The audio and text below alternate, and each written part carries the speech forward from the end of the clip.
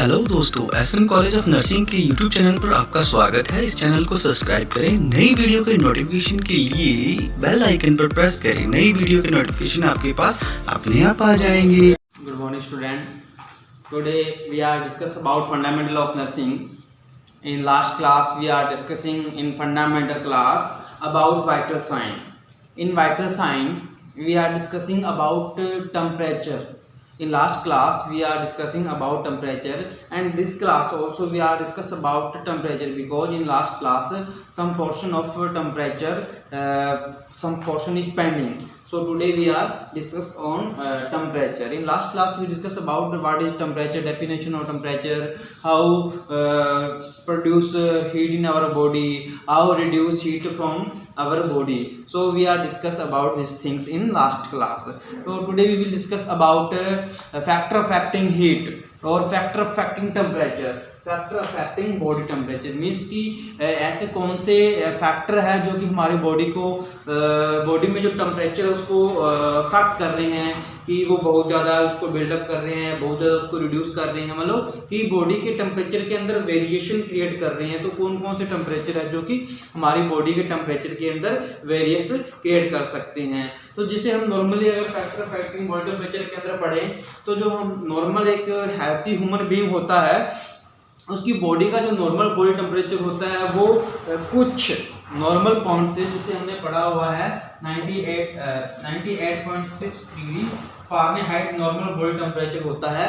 तो इस normal temperature के अंदर, इस नॉर्मल बैलेंस के अंदर थोड़ा बहुत वेरिएशन आता रहता है, थोड़ा बहुत वेरिएशन आता रहता है। जो वेरिएशन है वो क्यों आएगा, वो इसके फैक्टर होंगे जो इसको अफेक्ट करेंगे। जैसे हम वेरिएशन की बात करें तो जिसके अंदर वेरिएशन जो है वो 97 डिग्री फ़ारेनहाइट से लेकर 99 डिग्री फ़ारेनहाइट तक, 99 डिग्री मतलब 97 से 99 तक का जो वेरिएशन है, मतलब 1 डिग्री का जो वेरिएशन है वो डे के अकॉर्डिंग, मंथ्स के अकॉर्डिंग, मतलब कुछ फैक्टर्स के अकॉर्डिंग 1 डिग्री फ़ारेनहाइट ऊपर नीचे वो वेरिएशन हो सकता है। तो ये वेरिएशन किन किन फैक्टर की वजह से हो सकता है ये हम डिस्कस करेंगे। जैसे फर्स्ट वन हम बात करें टाइम ऑफ डे।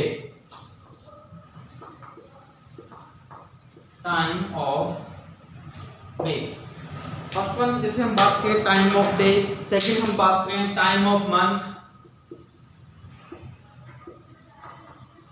तो टाइम ऑफ मंथ है वो भी हमारी बॉडी टेम्परेचर को अफेक्ट करता है। नेक्स्ट बात करें एज ऑफ पर्सन। पर्सन की जो एज है वो बॉडी टेम्परेचर को अफेक्ट करती है। नेक्स्ट हम बात करें साइट where from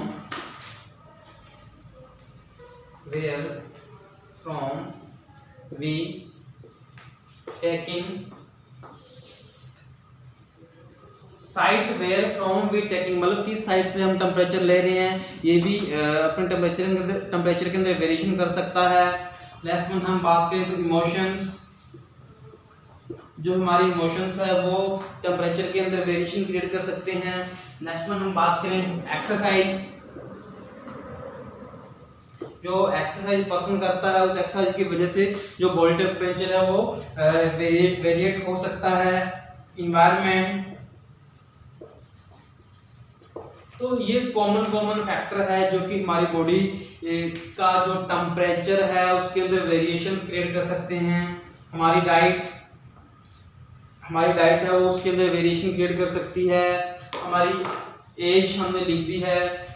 कुछ डिजीज कंडीशन हमने पीछे पढ़ा था, डिजीज कंडीशन है वो भी इसके अंदर वेरिएशन क्रिएट कर सकती है। तो ये फैक्टर है जो कि हमारे बॉडी टेम्परेचर को अफेक्ट कर सकते हैं। जैसे फर्स्ट हम बात करें temperature of day, time of day. Time of day का मतलब है कि जो डे का टाइम है उसके अकॉर्डिंग हमारी बॉडी का टेम्परेचर है वो चेंज होता रहता है, 1 डिग्री ऊपर या नीचे हो सकता है। जैसे मॉर्निंग टाइम में हम बात करें तो हमारा बॉडी का टेम्परेचर कुछ डाउन रहेगा, हल्का सा नॉर्मल टेम्परेचर से हल्का सा कम रहेगा। आफ्टरनून दोपहर के टाइम में थोड़ा वो डे के टाइम के अकॉर्डिंग चेंज हो जाएगा क्योंकि हॉटनेस इंक्रीज हो जाएगी। लाइक इवनिंग में भी वो हल्का सा कम हो सकता है, अगर बाहर हॉटनेस है तो वो कम हो सकता है। नेक्स्ट में हम बात करें time of month. Time of month जो फैक्टर है वो स्पेशली वुमेन्स के लिए है।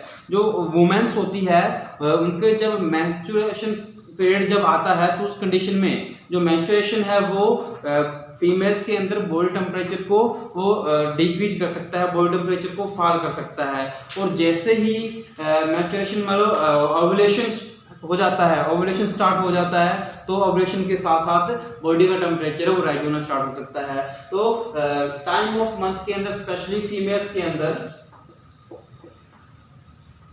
क्या है, जब मेंस्ट्रुअल स्टार्ट होता है, जब मेंस्ट्रुअल है वो हमारे बॉडी का टेम्परेचर है उसको फॉल डिक्रीज कर सकता है। और लेकिन जैसे ओव्यूलेशन स्टार्ट होता है तो हमारी बॉडी का टेम्परेचर इंक्रीज होना स्टार्ट हो जाता है। तो टाइम ऑफ मंथ है वो भी बॉडी टेम्परेचर को अफेक्ट करता है। नेक्स्ट वन हम बात करें एज ऑफ पर्सन, जो पर्सन की एज है वो बॉडी टेम्परेचर को अफेक्ट करती है। जैसे यंग एज में यंग एज का जो बॉडी यंग एज पर्सन है कोई हेल्थी पर्सन है तो उसकी बॉडी का टेम्परेचर वो इंक्रीज रहता है।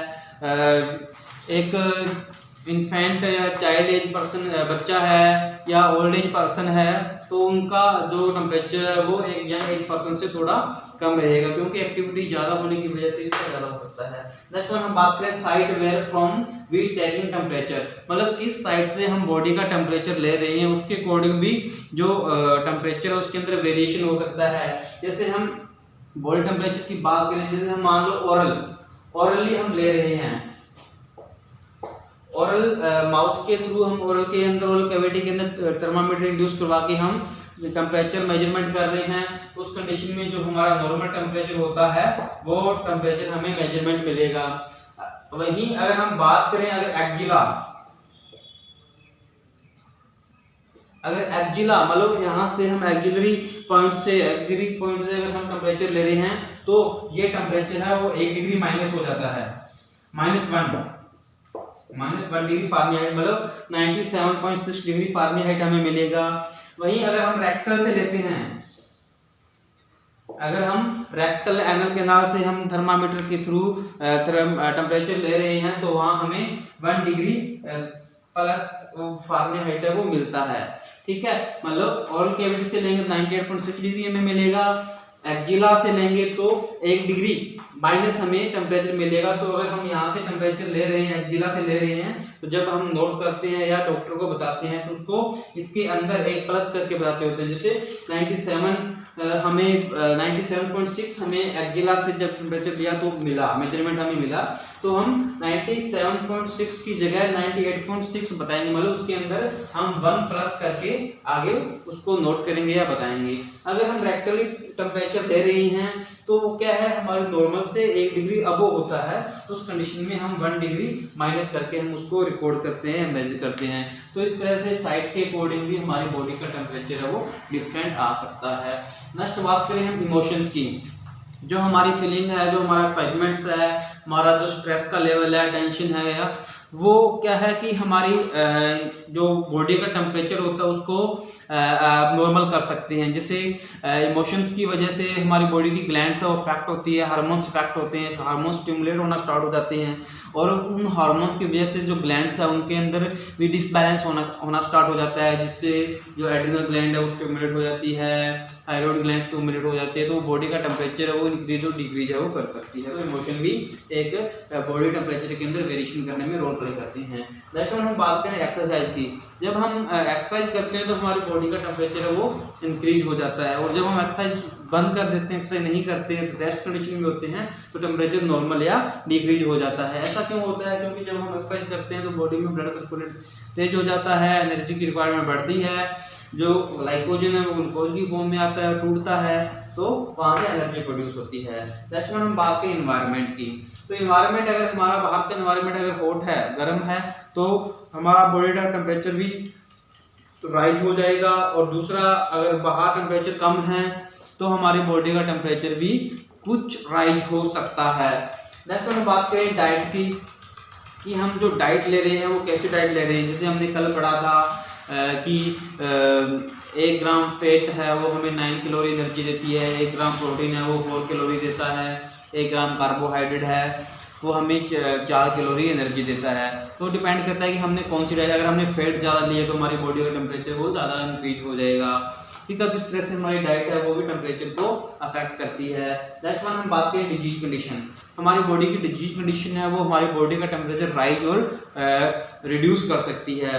जैसे कि राइज कैसे करेगी, जब हमारी बॉडी में कोई इन्फेक्शन होगा तो हमारी बॉडी उसके अगेंस्ट एंटीजन जो हमारी बॉडी के ऊपर आए हैं उसके अगेंस्ट हमारा immune system as a antibody उसके अगेंस्ट फाइटिंग करेगा।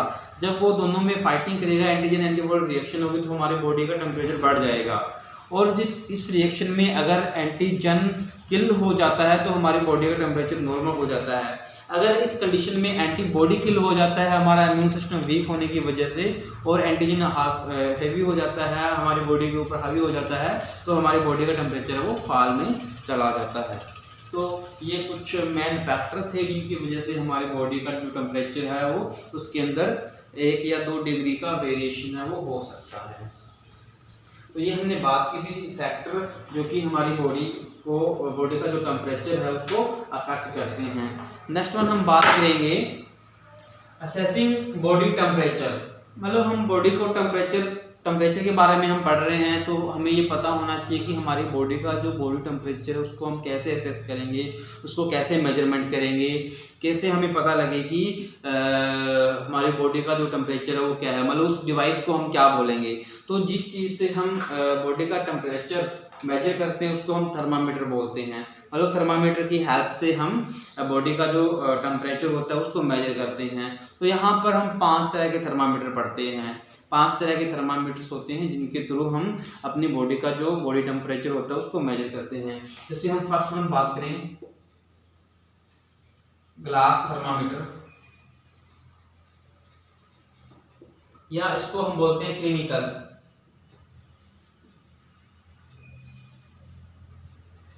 थर्मामीटर। सेकंड अगर हम बात करें तो वो बोलते हैं इलेक्ट्रॉनिकल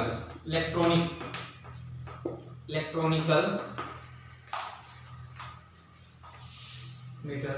नेक्स्ट हम बात करें थर्ड वन तो उसको हम बोलते हैं tympanic membrane.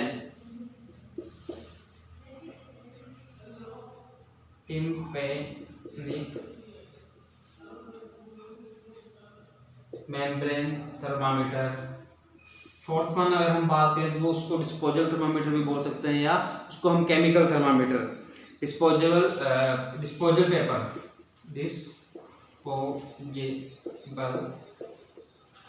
Paper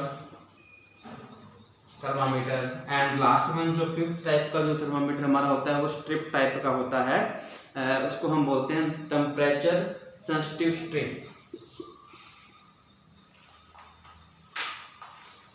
temperature sensitive strip thermometer. तो ये 5 टाइप के थर्मामीटर्स है, 5 तरह के डिवाइस है जिनके थ्रू हम अपनी बॉडी का जो बॉडी टेम्परेचर होता है उसको मेजर करते हैं। फर्स्ट वन है ग्लास थर्मामीटर जिसको क्लिनिकल थर्मामीटर बोलते हैं। नेक्स्ट है इलेक्ट्रॉनिकल थर्मामीटर।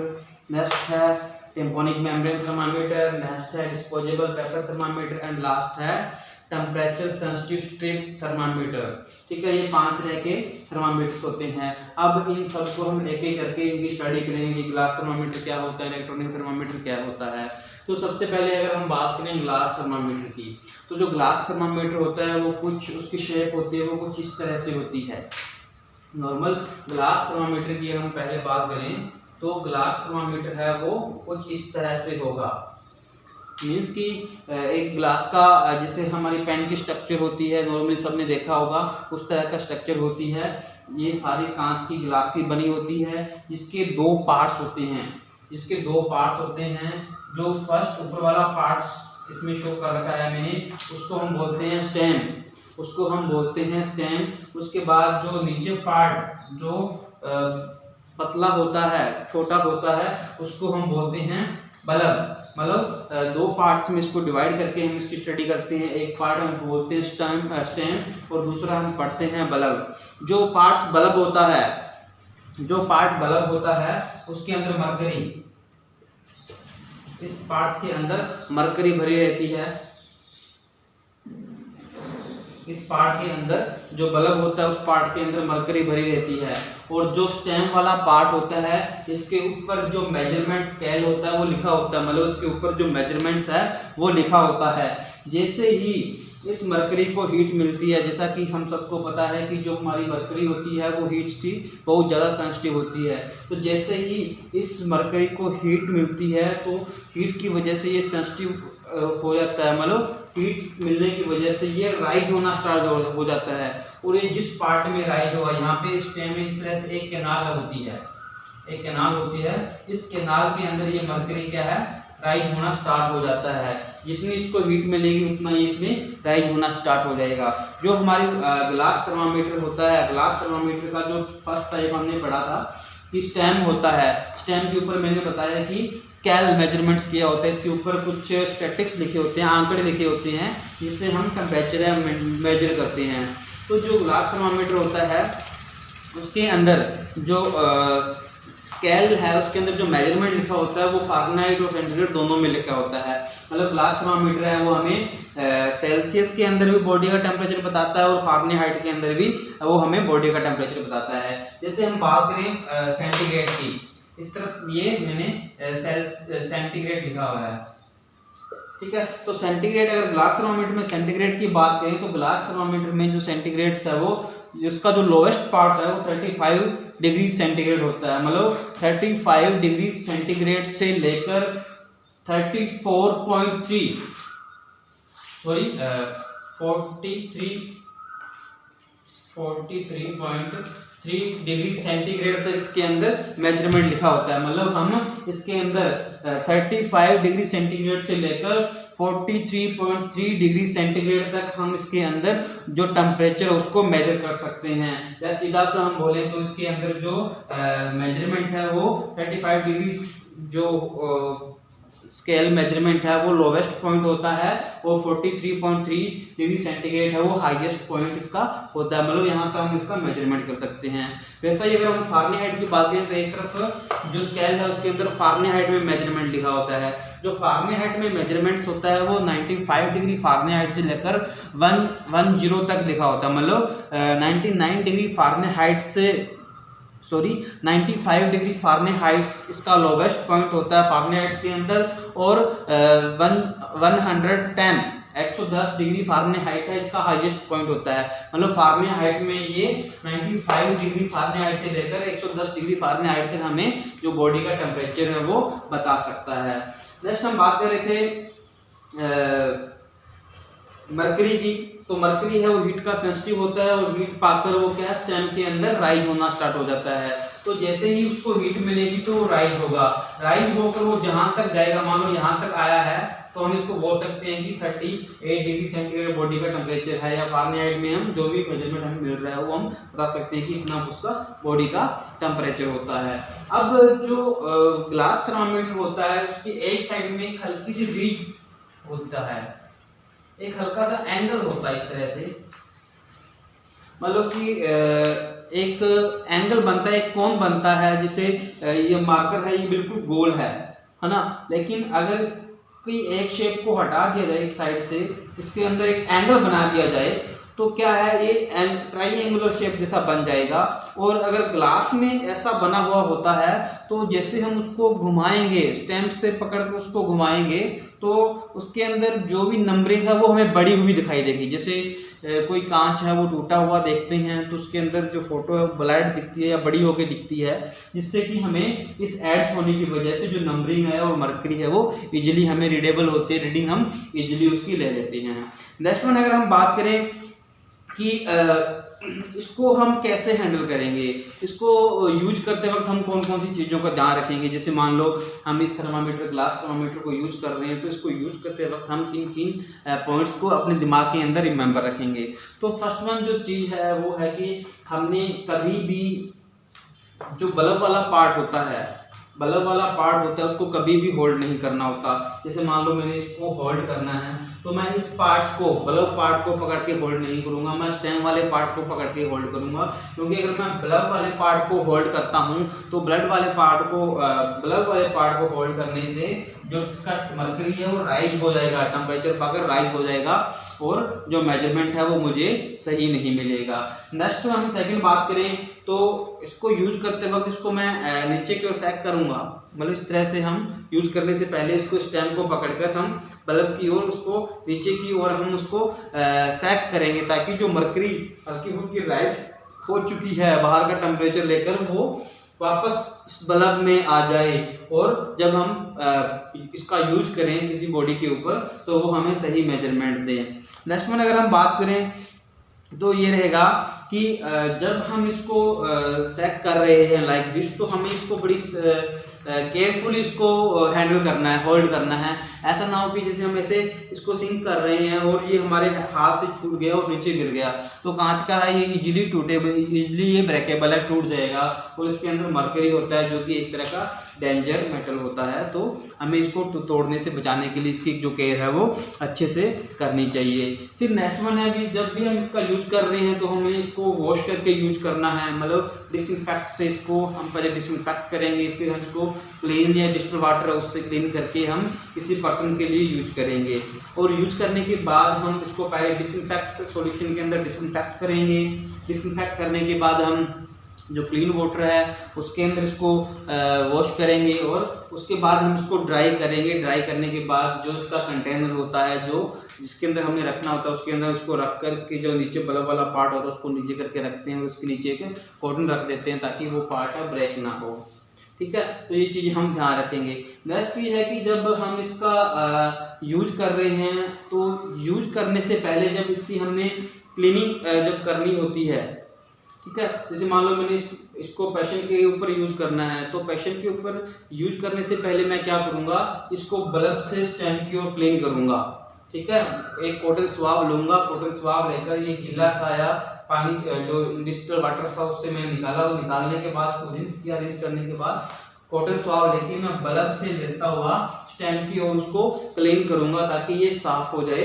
यहाँ से इन्फेक्शन है वो ऊपर की ओर, यहाँ पर इन्फेक्शन नहीं होगा क्योंकि ये हमने डिसइंफेक्ट करके डिस्टिल वाटर में रखा हुआ तो यहाँ पर इन्फेक्शन नहीं होगा। यहाँ पर चांस है कि इन्फेक्शन हो सकता है तो हम कम इन्फेक्शन वाले पार्ट से ज्यादा इन्फेक्शन वाले पार्ट की ओर जाते हैं, मतलब इसको इधर से लेकर इधर क्लीन करेंगे। पेशेंट्स को टेम्परेचर चेक करने से पहले, अप्लाई करने से पहले हम इसको बल्ब से स्टेम की ओर हम इसको क्लीन करते हैं। अब हमने पेशेंट्स को दे दिया। यहाँ रखने वाली बात है कि जो हमारा ग्लास थर्मामीटर होता है वो विदिन 2 मिनट हमें रीडिंग दे देता है और एक्यूरेट रीडिंग देता है। सबसे सस्ता थर्मामीटर है, चीपेस्ट ये पड़ता है, तो 2 मिनट में ही हमें रीडिंग देता है। हमने उसको यूज किया, क्लीन किया और पेशेंट्स को अप्लाई कर दिया। अप्लाई करने के बाद 2 मिनट बाद हमने इसको रिमूव किया। रिमूव करने के बाद स्टेम वाले पार्ट को पकड़ा और हमने, जैसे मान लो ये वाला पार्ट स्टेम है और ये वाला बल्ब है, तो हमने इसको इस तरह से अपनी आई साइट्स पे रख के आँख के बिल्कुल पैरेलल सामने 15 सेंटीमीटर आगे रखते हुए हम इसको हल्का सा इस तरह से घुमाएंगे तो जो एड्ज जहाँ पे एंगल बन रहा था वहाँ से हमें रीडिंग है वो इजीली शो हो जाएगी। अब हमने रीडिंग ले ली। रीडिंग लेने के बाद हम क्या करेंगे कि इस पार्ट को पेशेंट के एक्जिला में, रेक्टम में या उसके ओरल कैविटी में हमने अप्लाई किया था तो क्या है कि वहाँ पर इन्फेक्शन, पेशेंट का इन्फेक्शन होने के चांस ज़्यादा होते हैं और यहाँ पर कम होते हैं। तो यूज करने के बाद हम इसको क्लीन करते हैं ऊपर से नीचे की ओर।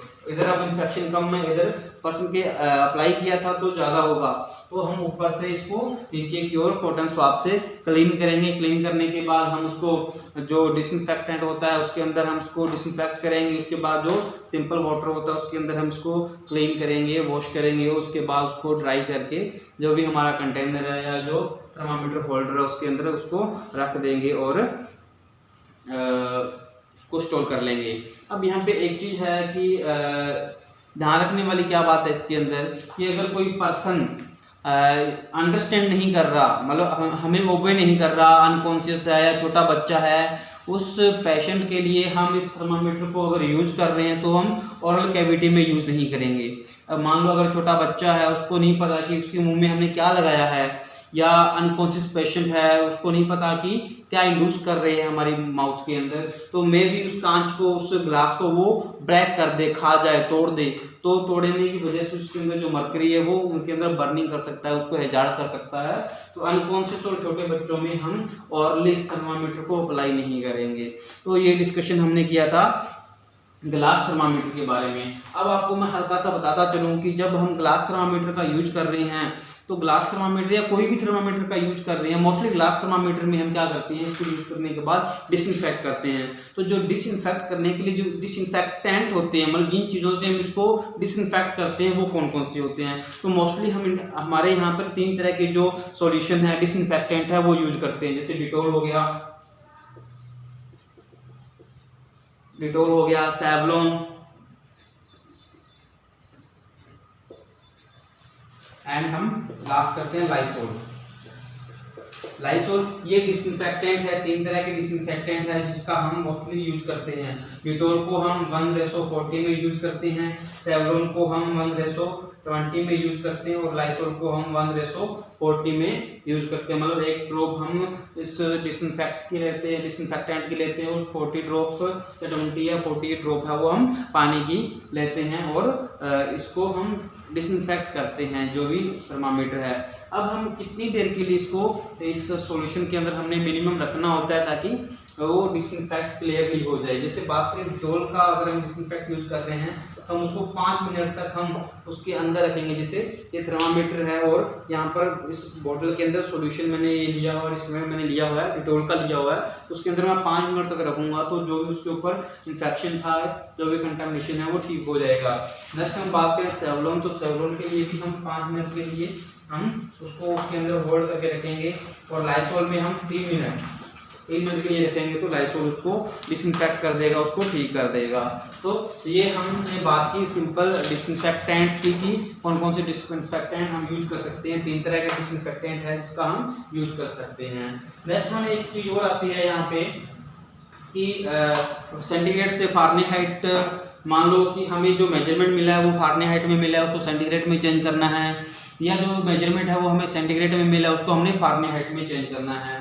तो यहाँ 2 फॉर्मूले बताऊंगा आपको कि अगर सेंटीग्रेड हमें निकालना हो, फारेनहाइट हमें दिया हुआ है और सेंटीग्रेड निकालना हो तो उसका क्या फार्मूला रहेगा, और हमें फारेनहाइट निकालना है, सेंटीग्रेड दिया है तो उसका क्या फार्मूला रहेगा। मतलब सेंटीग्रेड टू फारेनहाइट में उसको कैसे चेंज करेंगे और फारेनहाइट टू सेंटीग्रेड में उसको चेंज कैसे करेंगे। तो सबसे पहले हम बात करेंगे सेंटीग्रेड से फारेनहाइट में चेंज करना हो तो फारेनहाइट हमें दिया होगा तो फारेनहाइट में से हम 32 माइनस करेंगे और माइनस करने के बाद उसको हम 5/9 से मल्टीप्लाई करेंगे तो हमें सेंटीग्रेड मिल जाएगा। या हम इसकी जगह एक दूसरा फॉर्मूला भी अप्लाई कर सकते हैं, वो इस तरह से रहेगा कि सेंटीग्रेड हमें निकालना है तो फारेनहाइट में से अगर हम 32 घटा देते हैं, माइनस कर देते हैं और माइनस हुए पार्ट्स को 1.8 से हम डिवाइड कर देते हैं तो हमें सेंटीग्रेड है वो मिल जाएगा। मतलब हमें फारेनहाइट यहाँ पर दिया हुआ है,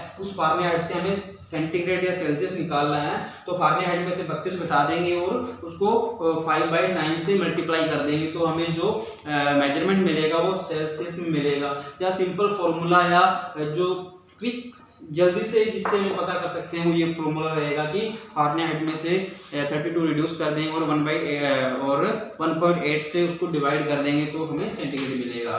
वैसे अगर फारेनहाइट निकालना हो, हमें सेंटीग्रेड दिया हो तो हम कैसे करेंगे, सेंटीग्रेड को हम 9/5 सेंटीग्रेड को हम 9/5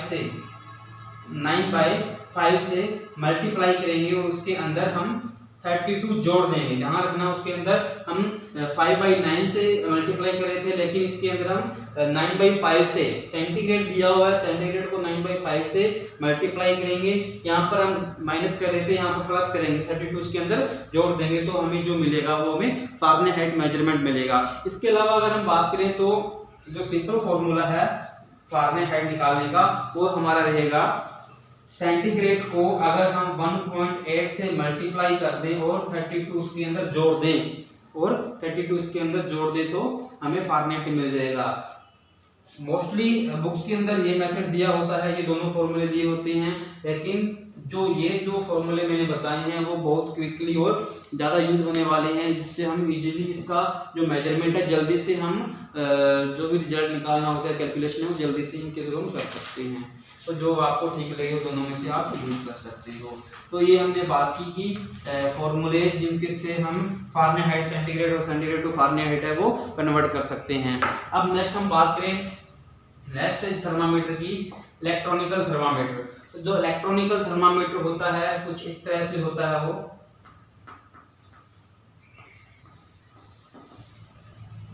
रफली मैं बना रहा हूं।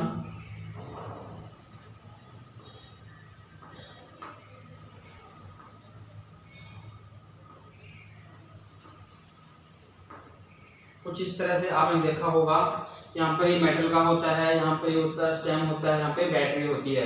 इलेक्ट्रिकल जो थर्मामीटर क्या होता है, एक ऐसा डिवाइस होता है जो कि हमारी बॉडी का जो बॉडी टेम्परेचर है उसको कैलकुलेट करने में काम आता है, जो कि हमें बहुत सेंटीग्रेड और फारेनहाइट, मोस्टली ज़्यादातर जो इलेक्ट्रिकल थर्मामीटर होते हैं वो फारेनहाइट में हमें रीडिंग देते हैं, और जो रीडिंग होती है वो क्विकली विदिन 60 सेकेंड हमें वो रीडिंग दे देते हैं। जो इलेक्ट्रिकल थर्मामीटर होता है वो उसको यूज करना बहुत आसान होता है, ये जो हमें जल्दी से रीडिंग दे देता है। और नेक्स्ट अगर हम इसकी बात करें तो ये ब्रेकेबल नहीं होता, नॉट ब्रेकेबल होता है। जो इलेक्ट्रिकल थर्मामीटर होता है वो एक तरह की, उसके अंदर एक बैटरी लगी होती है, इलेक्ट्रिसिटी सप्लाई करने के लिए उसके अंदर एक बैटरी लगी होती है, और एक जो टेम्परेचर को सेंसर लगा होता है जिससे हमारी बॉडी में टेम्परेचर को मेजरमेंट किया जाता है। इसके अंदर क्या होता है, एक बैटरी होती है और एक इसके अंदर टेम्परेचर सेंसिटिव प्रोब लगा होता है, टेम्परेचर सेंसिटिव प्रोब लगा होता है जिससे हम अपनी बॉडी का टेम्परेचर वो मेजरमेंट कर सकते हैं। 60 सेकेंड हम उसको ऑरली, एक्सिलरी या रेक्टली उसको अप्लाई करेंगे तो वो हमें रीडिंग दे देगा। ये 2 मिनट में दे रहा था, ये 1 मिनट में दे देगा। अब हम बात करें कि इसका एडवांटेज और डिसएडवांटेज क्या है। ठीक है, इसका जो एडवांटेज और डिसएडवांटेज, सबसे पहले बात करें हम एडवांटेज की, तो जो इसका एडवांटेज है वो ये रहेगा कि ये ब्रेकेबल नहीं है, ये ट्रू ब्रेकेबल था। दूसरा हम बात करें कि ये 2 मिनट में दे रहा था, ये 1 मिनट में दे देगा, 60 सेकेंड के अंदर हमें रीडिंग दे रहा है। नेक्स्ट हम बात करें ये सेफ है, ये सेफ नहीं है, अगर ब्रेक हो जाए तो हैजार्ड हो सकता है। इसकी रीडिंग करना भी कई बार डिफिकल्ट हो जाता है कई पर्सन्स के लिए, तो इसकी रीडिंग है वो यहाँ पर एक डिस्प्ले होता है जिसके अंदर मेजरमेंट है वो आ जाता है, तो हम उसको इजीली रीड आउट कर सकते हैं। तो ये इसके एडवांटेज है। अब अगर हम बात करें कि इसके डिसएडवांटेज क्या होंगे, तो जो इसके डिसएडवांटेज है वो ये हो सकते हैं कि ये जो प्रोब होता है वो इलेक्ट्रिकल बैटरी बेस्ड होता है, इसके अंदर इलेक्ट्रिसिटी सप्लाई होती है। अगर वो बैटरी डिस्चार्ज हो जाए, बैटरी काम ना करे तो हम इससे मेजरमेंट नहीं कर पाएंगे, तो इसका डिसएडवांटेज था। नेक्स्ट पर हम बात करें टेम्पैनिक मेम्ब्रेन थर्मामीटर। तो जो टेम्पैनिक मेम्ब्रेन थर्मामीटर होता है वो कुछ इस तरह का प्रोब होता है।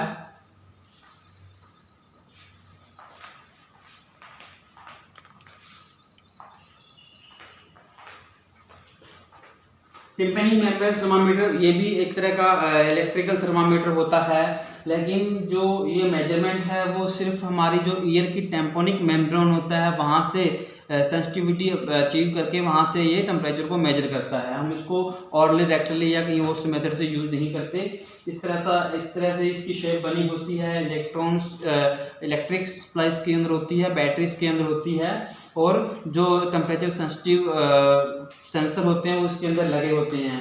जैसे ही हम इसको अपनी टेम्पैनिक मेम्ब्रेन के अंदर, अपने ऑटो कान के अंदर इसको टेम्पैनिक मेम्ब्रेन के यहाँ लगाते हैं तो ये हमें वहाँ से उस टेम्पैनिक मेम्ब्रेन से रीडिंग है वो देता है विदिन 2 सेकेंड में ये हमें अपनी रीडिंग है वो दे देता है। मतलब क्विकली ये हमें, जैसे हमने यहाँ पे लगाया और लगाते ही हमें विदिन 2 सेकेंड में रीडिंग दे देगा, डिस्प्ले कर देगा। तो ये क्या है, सबसे फास्टेस्ट मेथड है टेम्परेचर चेक करने का। मोस्टली जो छोटे बच्चे होते हैं या इरिटेबल पेशेंट होते हैं, छोटे बच्चे जो फ्रीक्वेंट एक्टिविटी करते रहते हैं, वो अपने आप को एक जगह स्टेबल नहीं रखते, हिलते डुलते रहते हैं, ना, उस कंडीशन में बच्चों से हम अगर टेम्परेचर लेना हो तो इससे हम यूज कर सकते हैं।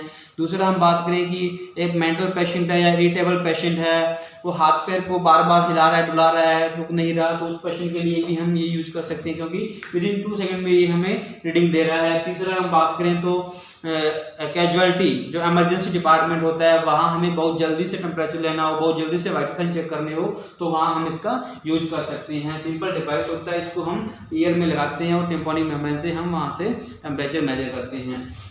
जो इसका डिसएडवांटेज है वो ये रहेगा कि इसको हम अगर किसी पेशेंट के ईयर्स के अंदर ड्रेनेज हो रहा है, मतलब उसका जो कान है वो फ्लूइड, उसके कान से टिम्पानिक मेम्ब्रेन से कोई ड्रेनेज, कुछ फ्लूइड निकल रहा है, जिसको बोलते हैं कान बह रहा है, तो उस कंडीशन में इसको हम यूज नहीं कर पाएंगे। तो ये इसका हल्का सा डिसएडवांटेज है, अदरवाइज ये अच्छा डिवाइस है। तो ये हमने बात की थी टिम्पानिक मेम्ब्रेन थर्मामीटर की। नेक्स्ट हम बात करें disposable paper thermometer. Disposable paper thermometer या इसको हम बोले केमिकल थर्मामीटर। एक तरह की डिस्पोजेबल पेपर होता है जो कि केमिकल से बना होता है, जो कि मोस्टली क्या होता है, केमिकल बेस्ड पेपर होता है। सिंगल यूज पेपर होता है। डिस्पोजेबल हम बोलते हैं तो ये सिंगल यूज होगा, एक बार यूज करने के बाद हम इसको फेंक देंगे, मतलब उसको डिस्ट्रॉय कर देंगे। दूसरा बात करें कि थर्मामीटर आर थिन स्ट्रिप्ड, जो थर्मामीटर होता है वो एक पतली स्ट्रिप होती है, मतलब पतला सा पेपर कागज होता है। नेक्स्ट हम बात करें कि केमिकल बेस्ड होता है, मतलब केमिकल से जो बना होता है और इसके अंदर डॉट्स होती है। जैसे हम इसको बॉडी पे अप्लाई करेंगे तो जो केमिकल है वो हमारी बॉडी से, जैसे हैंड्स पे, फोरहेड पे, एब्डोमेन से अप्लाई किया, वहाँ से ये क्या है टेम्परेचर को अचीव करेगा। टेम्परेचर लेकर जो ये केमिकल है वो क्या है, एक्टिविटी, एनर्जी पाकर एक्टिविटी करना स्टार्ट कर देंगे। तो जहाँ तक इस स्ट्रिप का कलर चेंज होगा, जैसे एनर्जी आगे आगे जाएगी तो ये केमिकल्स की जो डॉट्स है वो क्या है, उनके अंदर कलर है वो चेंज हो जाएगा। और अगर इसकी यहाँ पे रीडिंग लिखी होगी तो जहाँ तक वो उस पेपर का कलर चेंज होगा वहाँ पर वो रीडिंग हम रीड आउट कर लेंगे और हम टेम्परेचर को मेजरमेंट कर सकते हैं। ये भी बहुत से सेंटीग्रेड एंड फारेनहाइट के अंदर हमें मिलता है। तो ये होता है डिस्पोजेबल थर्मामीटर, जो कि रेयरली यूज होता है। नेक्स्ट वन हम बात करें temperature sensitive strip. Temperature sensitive strip भी एक तरह की केमिकल स्ट्रिप होती है। जैसे हम अलग क्षार पढ़ते हैं, लाल लिटमस पेपर, नीला लिटमस पेपर पढ़ते हैं, उसी तरह से ये टेम्परेचर सेंसिटिव स्ट्रिप होती है जो कि हमारी बॉडी के फोरहेड या एब्डोमेन से टेम्परेचर लेने में यूज करते हैं। मतलब जब इससे टेम्परेचर यूज करना हो तो हम या तो फोरहेड पे लगाते हैं या हमारे एब्डोमेन के ऊपर लगाते हैं, जिससे हमें ये केमिकल्स ये जो सेंसिटिव स्ट्रिप है, केमिकल्स की जो डॉट्स है वो हमें कलर्स डिफरेंट कलर शो करेंगे। जैसे मान लो ये पेपर है जो एक केमिकल कस्ट बना हुआ है, इसको जैसे ही हम फोरहेड या एब्डोमेन पे लगाते हैं तो एनर्जी लेने के बाद, वहाँ से एनर्जी लेने के बाद ये अपना कलर है वो चेंज करता है। जैसे ब्लू हो गया, रेड हो गया, स्काई, मतलब डिफरेंट कॉम्बिनेशन के डिफरेंट कलर कोड्स होते हैं। तो उसके अकॉर्डिंग हम जो रीडिंग है वो मेजर करते हैं।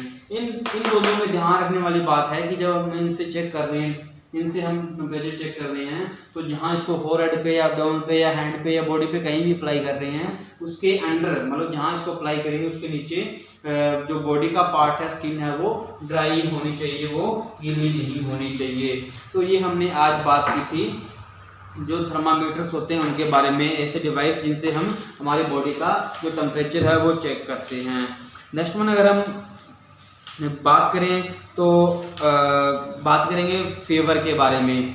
फीवर क्या होती है, फीवर की डेफिनेशन क्या होती है, फीवर के कौन कौन से टाइप्स होते हैं, जो कि हम मोस्टली कल का जो लेक्चर या नेक्स्ट क्लास जो हमारी रहेगी वो वीडियो को ज़्यादा से ज़्यादा लाइक करें।